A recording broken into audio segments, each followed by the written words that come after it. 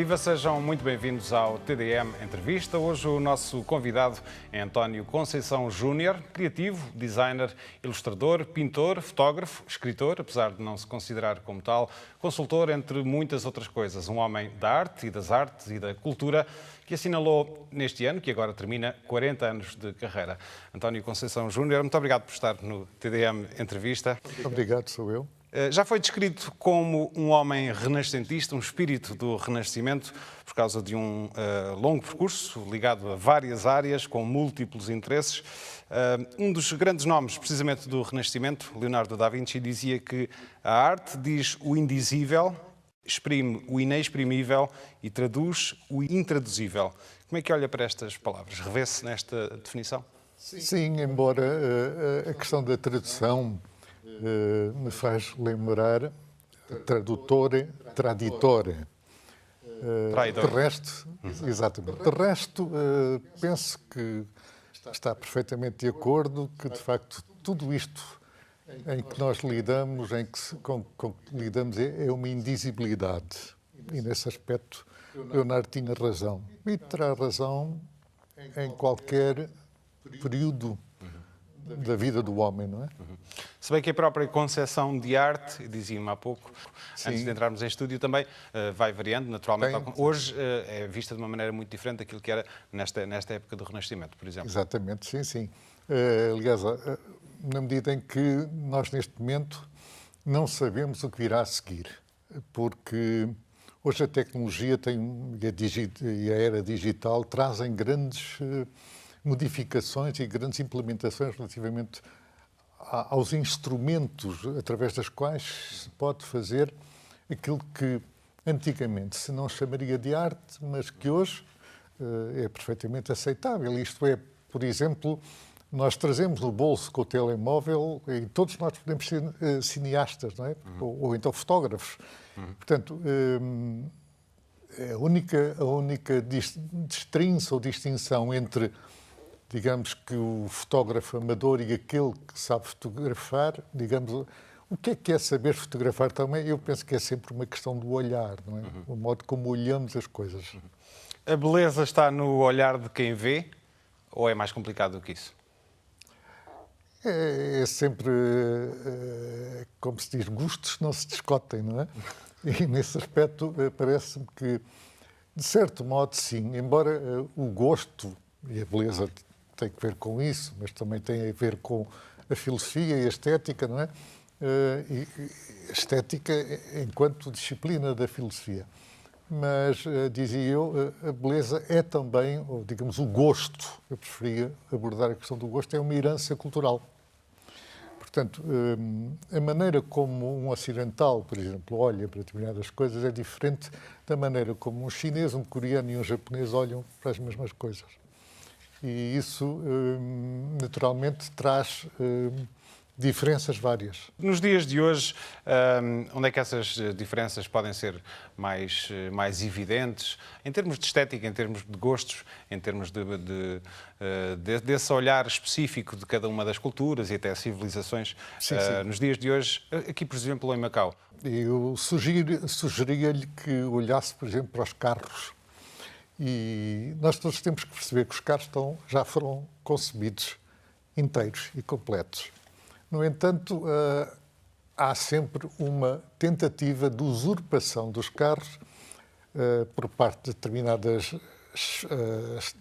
estratos socioculturais, preferia chamar assim, de sociais ou culturais só, porque a parte social é, de certo modo, está de certo modo associada ao acesso à cultura. Podemos ver como é que os carros são, entre aspas, decorados. E como essa apropriação representa a não compreensão do que é o objeto carro, que já de si está completo, não é? Portanto, quando se colocam bonequinhos, ou em Portugal havia o carpélio, mais o cãozinho que mexia a cabeça. Portanto, tudo isto são, diria que, usurpações, não é? E como que caracterizações ou adaptações a um gosto que é sempre exógeno à origem, a origem sendo o carro, não é? E a sua concepção. Como é que olha para estas manifestações de gostos?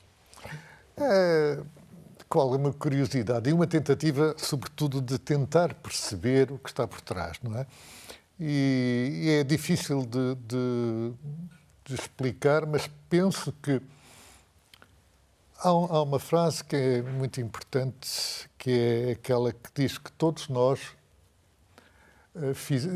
somos o produto daquilo que fizeram de nós. Agora, o que importa é fazermos alguma coisa daquilo que fizeram de nós. E é nessa construção de nós próprios que é possível encontrarmos um outro caminho. Vou-lhe dar um exemplo, como sabe, o Zen, que na China era chamado budismo Chan, não teve grande interesse na China, não teve grande aceitação na China. E ao viajar para o Japão, de facto, existiu. E qual é essa grande diferença, digamos assim? Eu penso que a China é, sobretudo, a grande cultura, a grande civilização matricial, não é? Que origina, de facto, quer a cultura coreana, quer também a japonesa. Elas nascem, sobretudo, da grande mãe China, não é?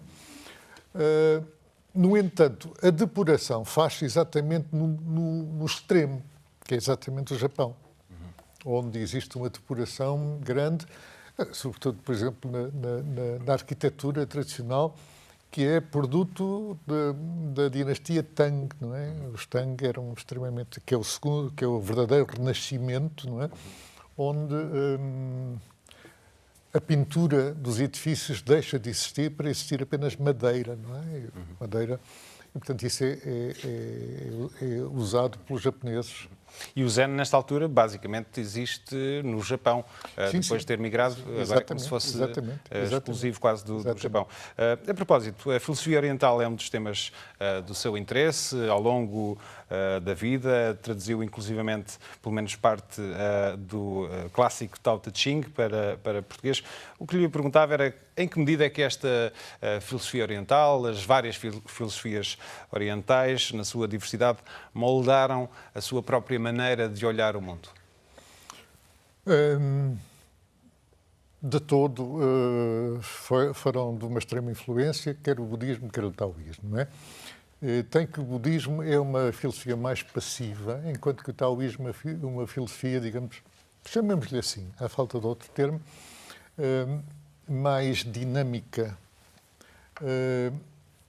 onde surge um grande contrassenso para o Ocidente, não é? Que é o vazio, não é?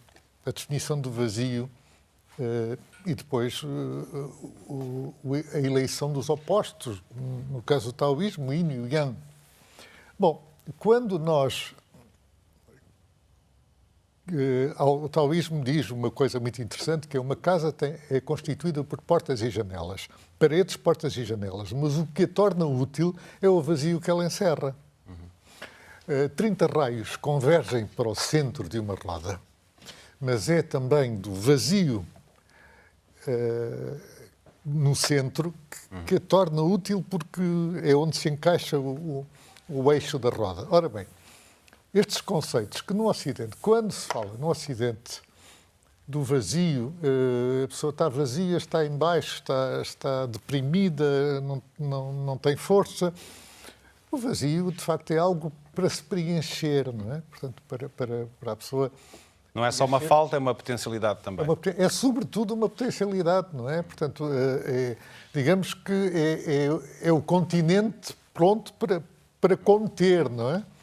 E nessa perspectiva, eu penso que todo um olhar se tornou diferente.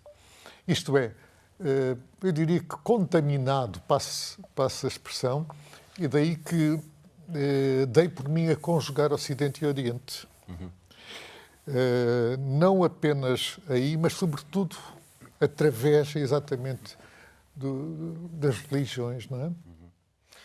Já afirmou que é religioso no sentido mais livre do termo. O que é que quer dizer com isto? Quer dizer que Para mim, a religião tem apenas um sentido que é o de religar as pessoas, reunir as pessoas, unir as pessoas. De resto, a percepção do que é a religião, para mim, talvez fosse um ato de criação. A criação, propriamente. Eu não me posso definir como um criacionista ou um evolucionista. Não é importante pormos etiquetas, mas... Aliás, é um termo que foi sequestrado de alguma forma por algumas correntes mais fundamentalistas nos Estados Unidos, mas há uma concepção mais abrangente e mais interessante também do termo. Sim, porque eu penso que o maniqueísmo nunca foi bom, não é? Em termos de ou és assim ou és assado. Há muitas nuances e, portanto, nesse aspecto, penso que é interessante e aceitável que possam existir toda essa diversidade de tons, chamemos-lhe assim. Houve uma fase do seu longo percurso, 40 anos, em que esteve mais dedicado à moda e teve um grande elogio de uma grande mulher, Maria Barroso, na altura a primeira-dama portuguesa, disse que o António Conceição Júnior era o criador de moda português que melhor representava o humanismo universalista de Portugal. Como é que ouviu esta frase? Fiquei extremamente sensibilizado. Aliás, a doutora Maria Barroso era uma senhora, Maria de Jesus Barroso era uma grande senhora. E deu uma honra de a vestir algumas vezes. E havia uma relação de grande afeto entre mim e a doutora Maria de Jesus Barroso, na qual ela ia assistir às minhas passagens de moda sempre que eu fazia em Portugal, e mesmo quando representei Portugal na Europália, ela esteve presente. Naturalmente, Europália, que é? Europália, pronto, eu fui o único, digamos, português, eu considero-me português, asiático, mas português. E fui representar, fui o único que representou Portugal na Europália, em Bruxelas. Já não me lembro do ano, mas 1990 e qualquer coisa. Era uma mostra internacional? Era Europália, portanto, era um festival internacional. Não é? E, portanto, nessa altura, ela também esteve presente. E foi extremamente gratificante e fico muito honrado. E esteve muito perto de ter uma projeção internacional mais permanente. Isso não chegou a acontecer porquê? Sabe que eu cada vez tenho mais admiração pela mãe China. É que eu consegui convencer, estamos a falar do ano de 1994, quando me nomearam consultor internacional de moda de Pequim.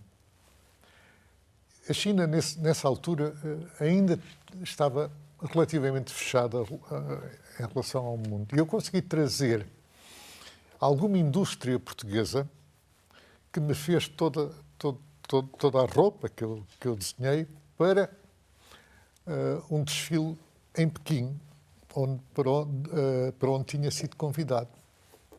Sucede que, infelizmente, a indústria portuguesa não tinha percebido o que era o mercado da China. E a China abria-se de uma forma grandiosa, à maneira esplendorosa dos Tang, do Renascimento. Eles não perceberam e, portanto, com isso não foi possível atingir os 7 milhões de consumidores que eles nos ofereciam.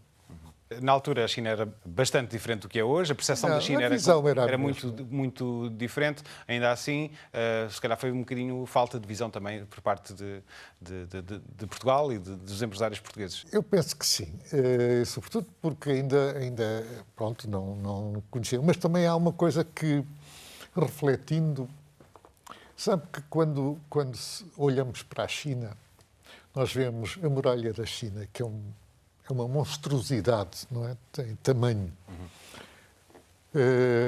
Vemos que as batalhas na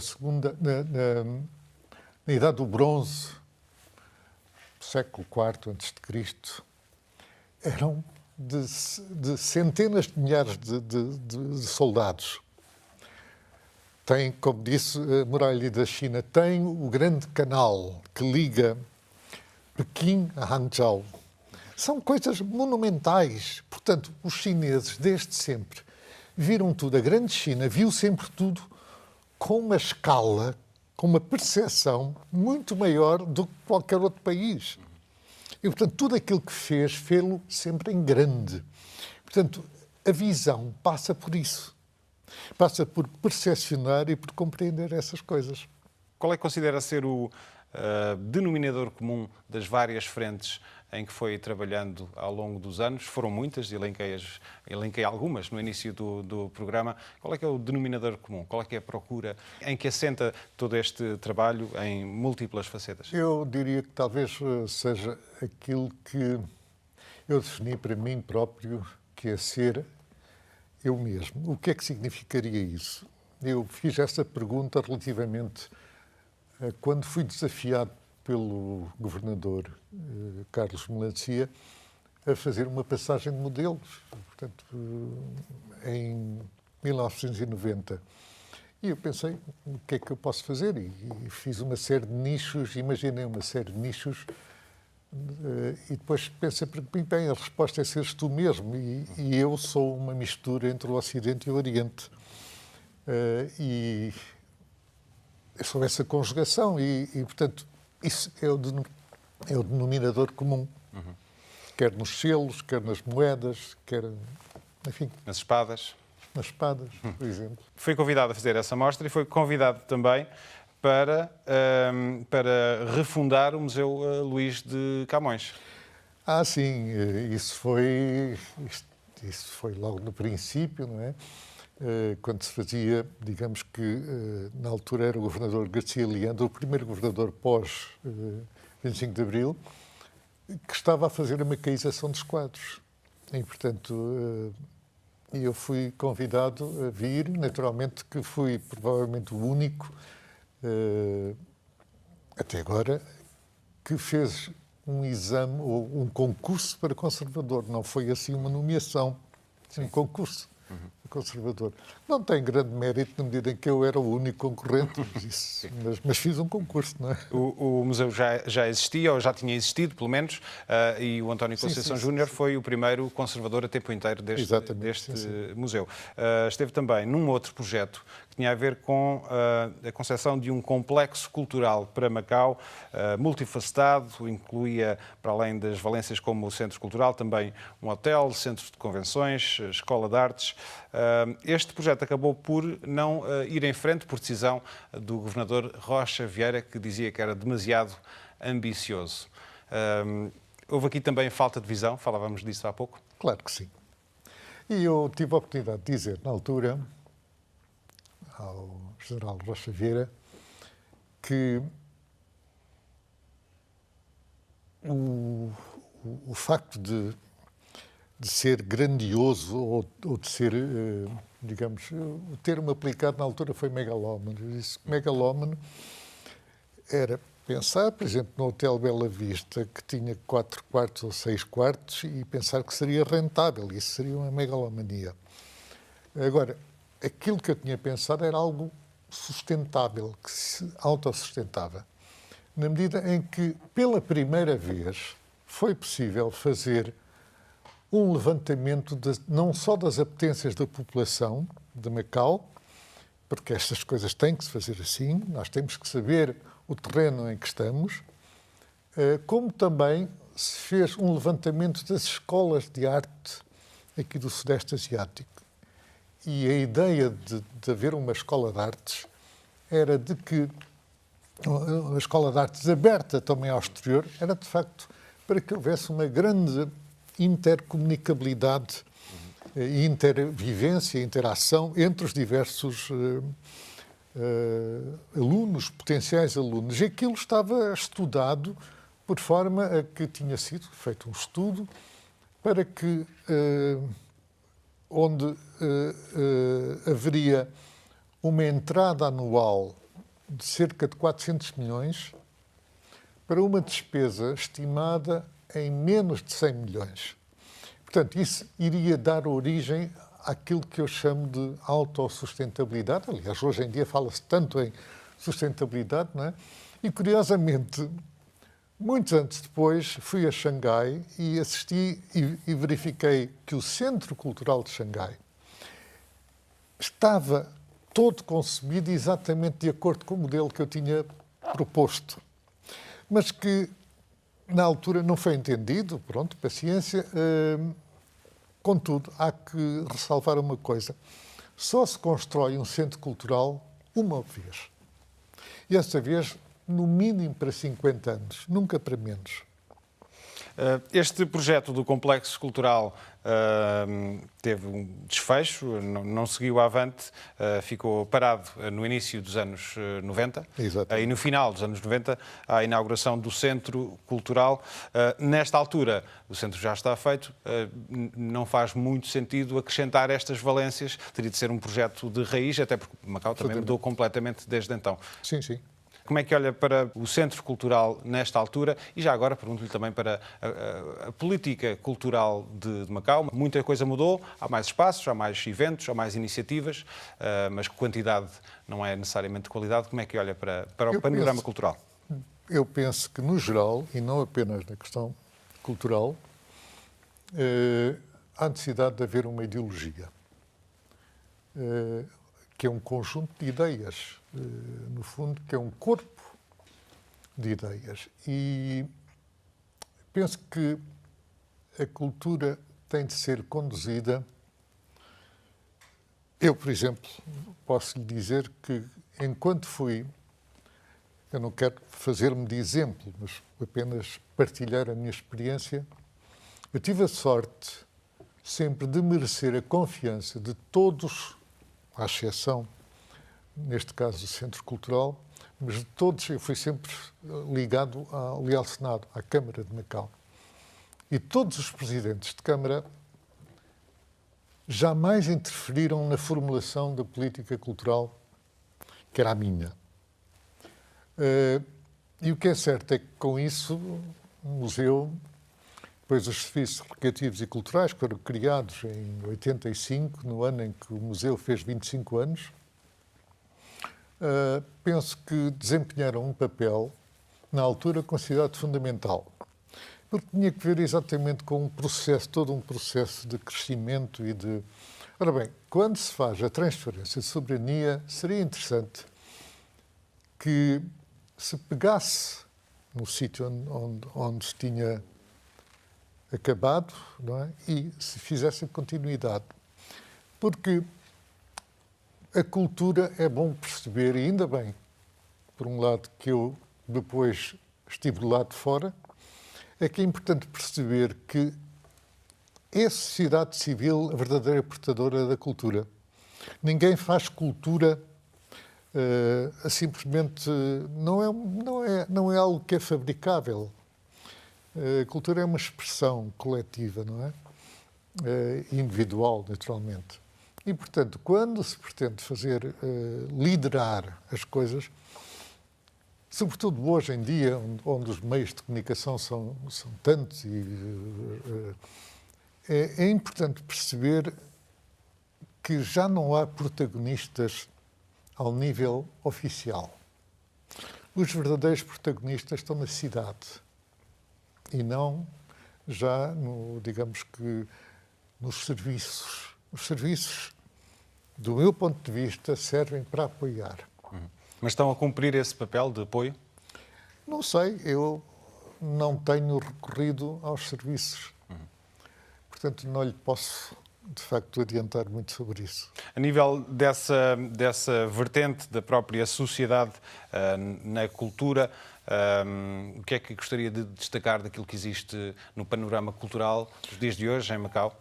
Olha, vou-lhe dar o exemplo, por exemplo, do que sucedeu da Rota das Letras. É um bom exemplo. Também do caso do Macau hoje, que reativou a memória do Camilo. Vou-lhe dar o exemplo, por exemplo, de um outro espetáculo, e aí sou suspeito, mas vi, e merecia de facto, que foi o caso da Canção de Cheongsam. Foi um espetáculo musical com música tradicional chinesa chamada Namyam, e que mereceu grande num teatro negro, não é? Portanto, só para 50 pessoas de cada vez, e que foi um sucesso porque foi uma mistura, uma abertura e uma mistura entre o Ocidente e o Oriente, neste caso, não é? Portanto, uma abertura ao outro. E aqui o outro, aquele que é mais carente, ou que merece toda a atenção, é sempre a minoria. E minoria é a minoria macaense ou luso-macaense. Eu pessoalmente não distingo, não faço uma distinção entre isso. Mas há quem queira fazer, e respeito isso, não é? Mas, portanto, eu penso que é essa, mas sobretudo os macaenses, que são os verdadeiros conjugadores capazes de decifrar isto. Tudo isto. E eles deveriam ter um papel fundamental na questão da cultura. Acha que se deve ir mais longe, que a comunidade pode ter ou deve ter um papel mais preponderante do que aquilo que tem tido? Claro que sim, claro que sim. Deve ser. Há imensas associações. É uma questão apenas de. Repara, há uma coisa também que não foi feita e que deveria ser feita. Omissões antigas, muito antigas, que foi o de não basta dar um peixe, é preciso ensinar a pescar. E nesse aspecto poderiam ir muita gente para fora estudar, como por exemplo o diretor do museu do Centro Cultural de Xangai esteve na Alemanha, não é? Estudou na Alemanha. Portanto, veio de lá com uma outra bagagem, com outro arejamento, etc. Macau é muitas vezes descrito como, e é um lugar comum dizê-lo, mas é verdade, como um local de encontro de culturas. Mas é mais exato falar de encontro de culturas ou de coabitação de culturas, uma vez que vivem muitas vezes em paralelo, sem se misturarem verdadeiramente? Há muitos mitos urbanos, por vezes transmitidos durante gerações, mas de facto há uma convivência, há uma contiguidade de culturas. Não creio que haja verdadeiramente um encontro de culturas. Há uma convivência, uma contiguidade, uma tolerância, mas também penso que é importante que a comunidade portuguesa em Macau dê o exemplo e se vire para o outro, aquele outro com O grande, está a ver? E descubra isso, porque é uma oportunidade única de estar no Oriente, não é? Quer dizer, não faz muito sentido estar no Oriente e pensar apenas em bacalhau, por exemplo, não é? Sim. É isso. Como uma pessoa que pensa nestas coisas já há muitos anos, que pistas é que um português em Macau pode seguir para se inteirar mais e viver mais verdadeiramente a cultura chinesa aqui no território? Há duas pistas para mim. A primeira chama-se humildade e a segunda chama-se curiosidade. E a testá-lo está um nome que mereceu o nome de uma rua, aliás, vários nomes, mas, por exemplo, Silva Mendes, Camilo Peçanha, o próprio Venceslau de Moraes, ainda que tendo casado cá com uma senhora chinesa, depois foi para o Japão, etc. Mas são pessoas que estiveram cá com todo o seu ser. E é isso que é importante. Hoje em dia, naturalmente, que é uma coisa que nós chamaremos de imigrantes, não é? E que não é nenhuma vergonha, pelo contrário. Agora, que essa imigração seja feita com o coração. Até porque é uma coisa que se pode cultivar, não é só uma questão de existir ou não, pode-se cultivar, não é? Exatamente, exatamente. Muito bem. Estamos a chegar à reta final desta entrevista. Perguntava-lhe, ao fim destes 40 anos, o que é que ainda lhe falta fazer e o que é que tem em mãos nesta altura? Não sei o que é que me falta fazer, sabe? E com esta afirmação não quero de forma alguma que sou autoelogio. O que eu queria dizer é provavelmente seria o que é que eu irei fazer a seguir. Não sei. As coisas nascem por si só. O que tenho em mãos é a publicação de um terceiro livro, também de crónicas, neste caso, e estou a pensar em investigar, fazer um trabalho sobre o Dr. Pedro José Lobo, na medida em que há uma ligação curiosa, porque o meu tio, irmão do meu pai, era genro do Dr. Pedro Lobo. E eu pessoalmente conheci o Dr. Pedro Lobo e sempre me fascinou essa figura. Pode-nos só levantar um pouco da ponta do véu em relação a esta figura, para quem não conhece?